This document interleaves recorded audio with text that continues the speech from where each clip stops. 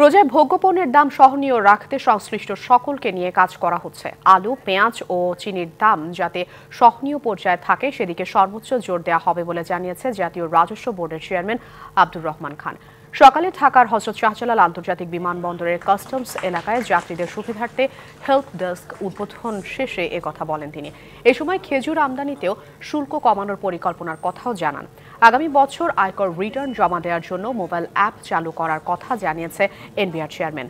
স্বর্ণ চোরাচালান রোধে বিদ্যমান ব্যাগেজ রুলস সংশোধনের কাজ চলছে। যেসব এয়ারক্রাফটের ভেতর দিয়ে স্বর্ণ চোরাচালান হয় সেগুলো নিষিদ্ধ করা হবে বলেও এ সময় জানান এনবিআর চেয়ারম্যান।